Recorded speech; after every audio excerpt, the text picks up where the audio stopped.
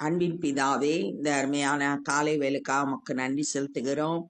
ஆண்டவரே, நீர் எங்கள் பலனும் கேடகமும் துருகமும் அடைக்கலமாய் இருக்கிறீர். அதற்காக உம்மை துதிக்கிறோம், உம்மை ஸ்தோத்தரிக்கிறோம். ஏழைகளின் பலனே, எளியவரின் திடனே, பெரு வெள்ளத்துக்கு தப்பும் அடைக்கலமே, வெயிலுக்கு ஒதுங்கும் நிழலே அப்படின்னு சொல்லிட்டு வேதத்துல சொல்லப்பட்டபடி நீர் எங்களுக்கு பலனும் திடனும் அடைக்கலமும் நிழலுமாயிருந்து இந்த நாள் முழுவதும் எங்களை பாதுகாத்து வழி நடத்தும்படியாய் ஜெபிக்கிறோம். உம்முடைய வல்லமையான கரத்துல எங்களை ஒப்பு கொடுக்கிறோம் ஆண்டவரே. இந்த நாளின் வேத தியானத்தை எங்களுக்கு ஆசீர்வதித்து தாங்க. நீங்க எங்க கூட பேசுங்க. நேசிக்கிற இயேசு கிறிஸ்துவின் இனிய நாமத்தில் கேட்கிறோம் பிதாவே, ஆமென். அப்போஸ்தலர் 7வது அதிகாரம் 24வது வசனம். 23வது வசனம். அவன் 40 வயதான போது இஸ்ரவேல் புத்திரராகிய தன்னுடைய சகோதரரை கண்டு சந்திக்கும்படி அவனுடைய இருதயத்தில் எண்ணம் உண்டாயிற்று. முந்தின வசனங்கள்ல மோசேயோட முதல் 40 வருடங்களை பார்வோனோட அரண்மனையில எகிப்தினுடைய சாஸ்திரங்களை கற்று தன்னோட பேச்சிலையும் செயல்லையும் வல்லவனாய் இருந்தான் அப்படின்னு சொல்லிட்டு நம்ம தியானிச்சோம். இப்ப அடுத்து 40 வருடம் அதை நம்ம தியானிக்க போறோம். 40 வயது ஆனப்போ பார்வோனுடைய அரண்மனையில இருந்த மோசேக்கு இஸ்ரவேல் புத்திரர் அடிமைகளாய் இருக்கிற அவங்கள போய் பார்க்கணுன்ற எண்ணம் உண்டாயிற்று. தன்னுடைய சகோதரர்களை போய் பார்க்கணும் எண்ணம் உண்டாயிற்று. அப்பொழுது அவர்களில் ஒருவன் அநியாயமாய் நடத்தப்படுகிறதை அவன் கண்டு, இஸ்ரவேல் மக்கள் அடிமைகளா இருந்தாங்க. எகிப்தியர் அவங்கள அடிச்சு கொடுமைப்படுத்தினாங்க. அந்த அநியாயத்தை அவன் பார்க்கறான், மோசே பார்க்கறான். அவனுக்கு துணை நின்று, இந்த இஸ்ரவேல் மக்களுக்கு அவன் துணை நின்று அநியாயமா அடிக்கப்படுற அவனுக்கு ஹெல்ப் பண்றதுக்காக எகிப்தியனை வெட்டி துன்பப்பட்டவனுக்கு நியாயம் செய்தான். எகிப்தியனை வெட்டி போட்டு புதைச்சு வச்சுட்டான். யாருமே இல்லை அப்படின்றத பார்த்து புதைச்சு வச்சுட்டான்னு சொல்லிட்டு யாத்திராகமும் 2வது அதிகாரம் 11-12 வசனங்கள்ல நம்ம வாசிக்கிறோம். அவன் துன்பப்பட்டவனுக்கு நியாயம் செய்தான். இவன் செய்தது நியாயமான காரியம். தன்னுடைய கையினாலே தேவன் தங்களுக்கு ரட்சிப்பை தருவார் என்பதை தன்னுடைய சகோதரர் அறிந்து கொள்வார்கள் என்று அவன் நினைத்தான்.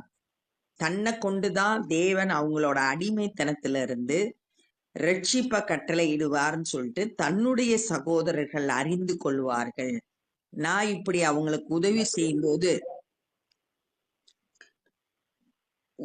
செய்யும்போது அத பார்த்து தான் அவங்கள அடிமைத்தனத்திலிருந்து விடுதலை செய்ய போறவன்றத அறிந்து கொள்வார்கள் அப்படின்னு இவனா மோசைய தானா நினைச்சுக்கிட்டான்.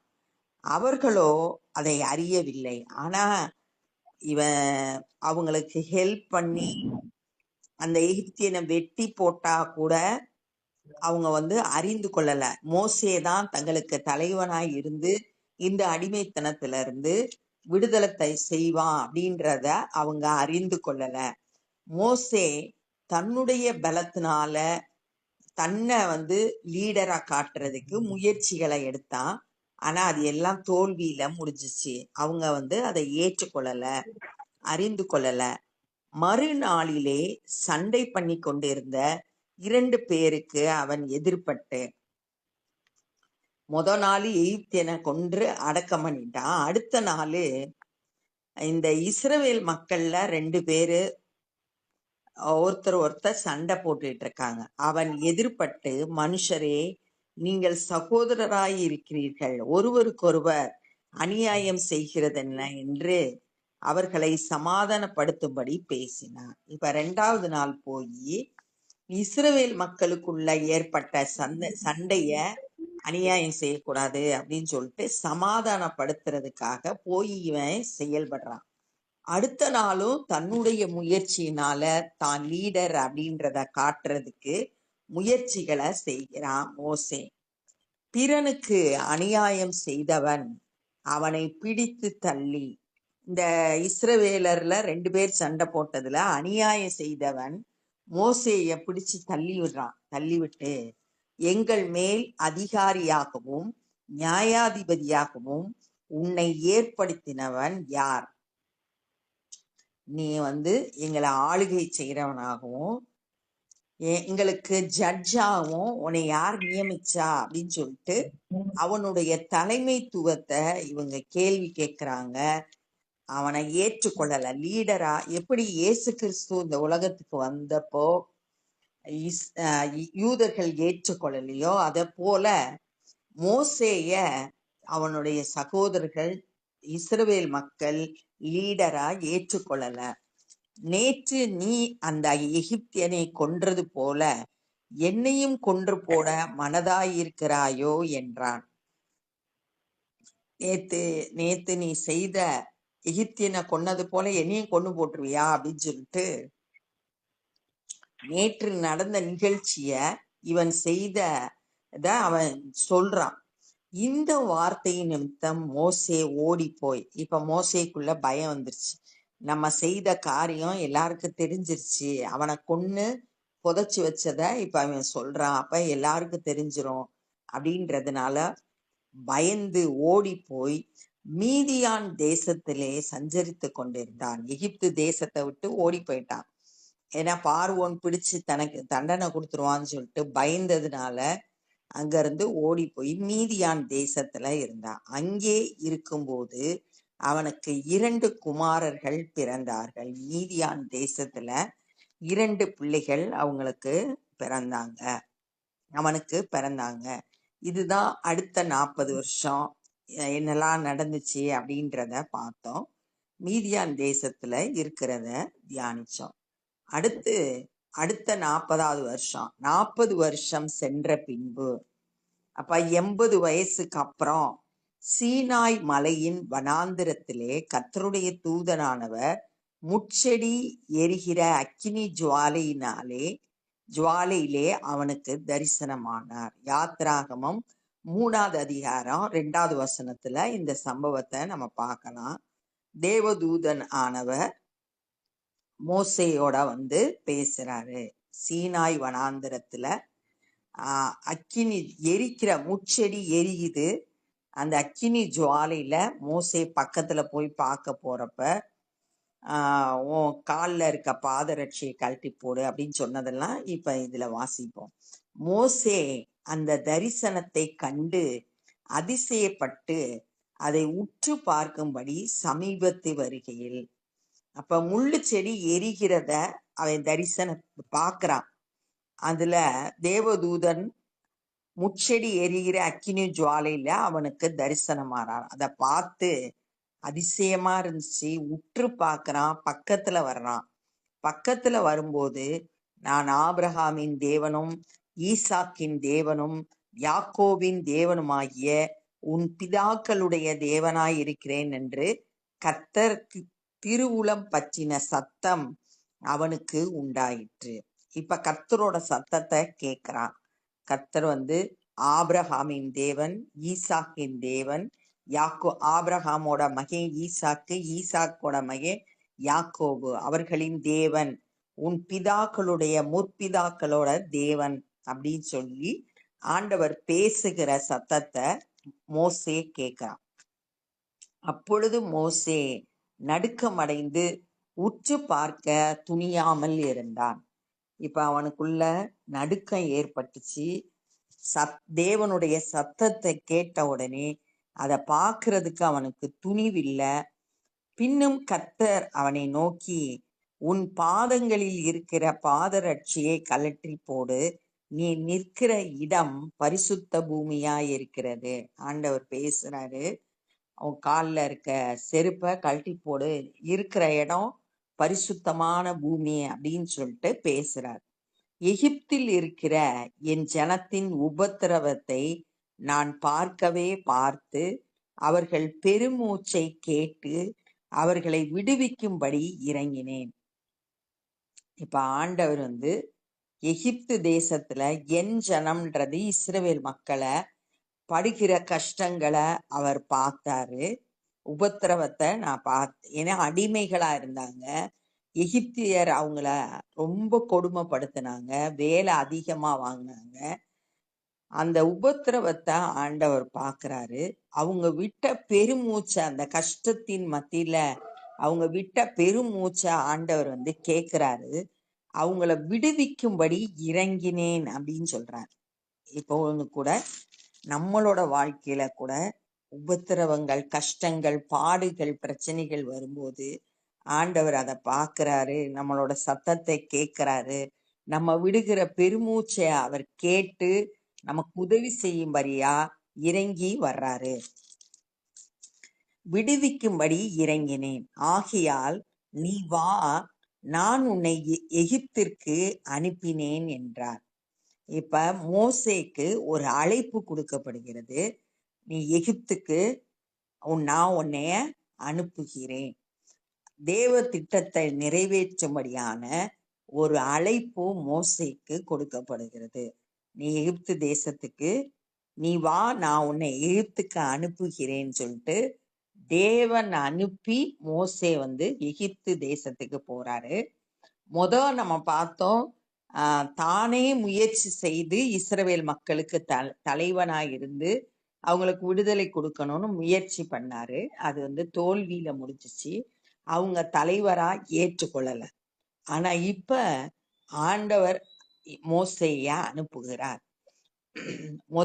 40 வருஷத்துல எகிப்துல இருந்து நிறைய கலைகளை, சாஸ்திரங்களை, எகிப்தியருடைய சாஸ்திரங்களை கற்றுக்கொண்ட வாக்கிலும் செய்கையிலும் வல்லவனாய் இருந்தான் அப்படின்னு பார்த்தோம். அடுத்த 40 வருடத்துல வனாந்திரத்துல போய் அங்க இருந்தத நம்ம தியானிச்சோம். இப்ப மறுபடியுமா ஆண்டவர் மோசேயோட பேசி அவரை மோசே அனுப்புகிறத நம்ம பார்க்கிறோம். உன்னை அதிகாரியாகவும் நியாயாதிபதியாகவும் ஏற்படுத்தினவன் யார் என்று சொல்லி அவர்கள் மறுதலித்திருந்த இந்த மோசேயை தானே தேவன் முட்செடியில் அவனுக்கு தரிசனமான தூதனாலே தலைவனாகவும் மீட்பனாகவும் அனுப்பினார். அவங்க உன்னை யாரு அதிகாரியாகவும் நியாயாதிபதியும் ஏற்படுத்தினான்னு சொல்லிட்டு 27வது வசனத்துல கேள்வி கேட்டதை நம்ம பார்த்தோம். அப்படி சொல்லி மறுதலிச்ச அதே மோசேய தேவன் தெரிந்தெடுத்து அனுப்புறாரு. அவரையே முட்செடியில தரிசனமாகி தலைவனாகவும் மீட்பராகவும் அனுப்பினார். மீட்பர் அப்படின்றப்ப இவங்களோட அடிமைத்தனத்திலிருந்து விடுதலை கொடுக்கிறவனாகவும் அவங்களுக்கு தலைவனாகவும் தேவன் அனுப்பினார். இவனே அவர்களை அங்கிருந்து அழைத்து கொண்டு எகிப்து தேசத்திலே சிவந்த சமுத்திரத்திலேயும் 40 வருஷ காலமாய் வனாந்திரத்திலேயும் அற்புதங்களையும் அடையாளங்களையும் செய்தான். இந்த மோசே தான் இஸ்ரவேல் மக்களை எகிப்துல இருந்து, அடிமைத்தனத்துல இருந்து வெளியே கொண்டு எகிப்து தேசத்துல நிறைய அற்புதங்கள் நடந்தது.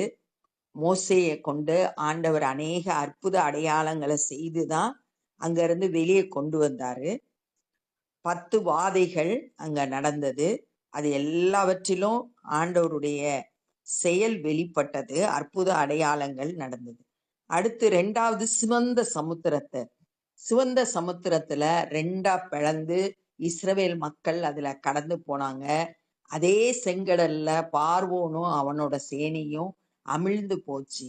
அங்கேயும் அற்புதங்களையும் அடையாளங்களையும் பார்த்தாங்க. அடுத்து 40 வருஷம் வனாந்திரத்துல வரும்போது அநேக அற்புதங்களை செய்தாங்க.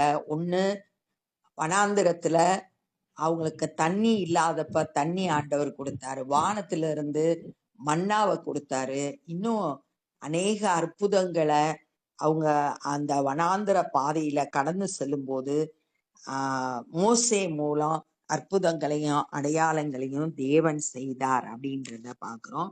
அப்ப இந்த நாள்ல என்னெல்லாம் தியானிச்சோம்னா, மோசே வந்து 40 வயசு ஆனப்ப தன்னுடைய சகோதரர்கள்ட்ட போய் அவங்களுக்கு தன்னை தலைவனாக காட்டினா. அதுக்காக 2 பேர் சண்டை போடும்போது எகிப்தியனை கொன்று இஸ்ரவேலனுக்கு உதவி செய்தான். ஆனா அவங்க மோசேதான் தங்களுக்கு தேவனால் அனுப்பப்பட்ட தலைவன்னு அவங்க ஏற்றுக்கொள்ளல. 2 இஸ்ரவேலர் சண்டை போடும்போது சமாதானம் பண்ணும்படி அடுத்த நாள் முயற்சி செய்தான். ஆனா அவன் கேட்டான், உன்னை யாரு அதிகாரியாகவும் நியாயாதிபதியாகவும் ஏற்படுத்தினா அப்படின்னு சொல்லிட்டு சொன்ன உடனே தான் செய்த செயல் வெளிப்பட்டுருச்சு. எகிப்தியனை கொன்றது அவன் சொல்றான்றத அறிந்த உடனே அங்கிருந்து மீதியான் தேசத்துக்கு போய் அங்க 40 வருஷம் இருந்ததுக்கு அப்புறம் 80வது வயதுல தேவதூதன் தரிசனமாகிறாரு. அப்ப ஆண்டவர் மோசே கூட பேசும்போது, நான் இந்த எகிப்துல இஸ்ரவேல் மக்கள் படுகிற உபத்திரவத்தை நான் பார்த்து அவங்க பெருமூச்சை கேட்டு அவங்கள விடுவிக்கிறதுக்கு இறங்குறேன். நீ போய் அவங்க நான் உன்னை எகிப்து தேசத்துக்கு அனுப்புறேன், நீ வா அப்படின்னு சொல்லிட்டு ஒரு அழைப்பை கொடுக்கறத தியானிச்சோம்.